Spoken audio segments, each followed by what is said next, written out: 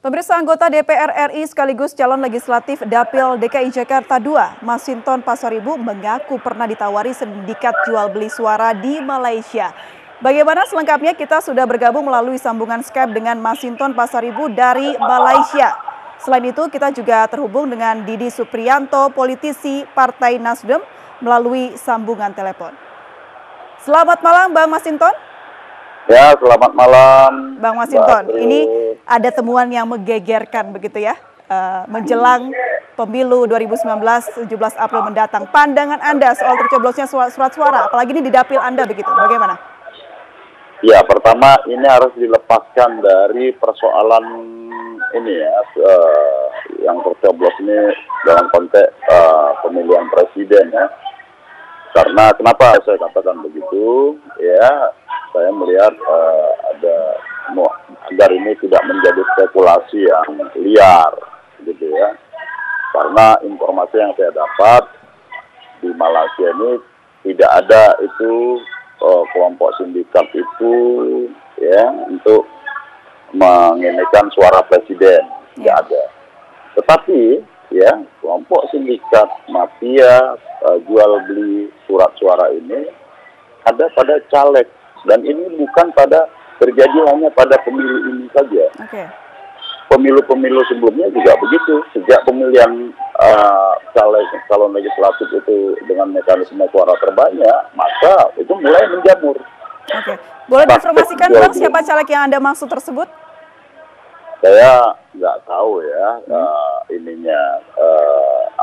itu kemana, tetapi kan kalau kita lihat di video-video itu kan ada caleg partai tertentu ya. Tapi itu lagi-lagi ini kan kita belum tahu ya pelakunya siapa yang mencoblos. Ini kan kita masih menunggu dari kepolisian Malaysia yang melakukan penyelidikan. Karena ini sudah ditangani dan lokasi tadi ya di Bang itu sudah dilarang untuk dimasukin, sudah di polis lain ya. Begitu juga dengan wilayah di Kajang, wilayah Selangor itu. Nah jadi sebenarnya agar ini tidak menjadi spekulasi dan isu politik ya untuk mendiskreditkan pasangan 01 ya, baiknya memang kita menunggu hasil penyelidikan yang dilakukan oleh kepolisian. Baik, Bang Masinton, kita beralih ke Mas Didi terlebih dahulu dari Nasdem ya. Mas Didi, benarkah ada 2 caleg Nasdem dapil luar negeri tercoblos? Apa mungkin ini suatu kebetulan atau rekayasa, Mas Didi? Ya, saya kira kita tentu semua harus hati-hati dan bijak ya menyikapi isu ataupun berita seperti ini. Tentu H-6 dan semakin dekat pada hari pencoblosan ini kan pasti semua akan semakin menegangkan, baik calon presiden, parpol maupun caleg. Nah, oleh karena itu, kalau dari tayangan yang diviralkan itu, kelihatan bahwa ada banyak kejanggalan. Kami nggak meyakini bahwa itu adalah kertas suaranya yang miliknya KPU, yang kemudian keluar dari pengawasan KPU dan dicoblos seperti itu dan ditemukan dalam kantong-kantong plastik seperti yang ada di tayangan video itu ya. Lalu kami justru pandangan Anda seperti apa yang terjadi, Mas Didi? Kenapa? Pandangan Anda seperti apa dengan adanya kejadian ini? Halo? Iya, Mas Didi. Gimana? Pandangan Anda seperti apa dengan adanya kejadian ini dan bahkan menunjukkan betul bahwa ada orang yang mencoblos caleg yang berasal dari Partai Nasdem? Ya, begini.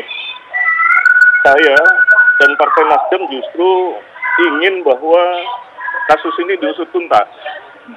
Diusut tuntas oleh KPU, Bawaslu, dan Kepolisian RI, sehingga benar-benar tahu bahwa apa benar ini kertas suara sah punyanya KPU yang tercoblos, atau kertas suara ilegal yang dicoblos seolah-olah punya KPU dan difitnah kepada katakanlah tanda kutip Partai Nasdem dan calon presiden yang sudah dicoblos. Nah, ini harus hati-hati kita. Sebelum ini hasil pemeriksaan pihak berwajib, termasuk Bawaslu dan KPU, saya kira kita semua nggak bisa mengatakan bahwa ini kondisinya seperti apa.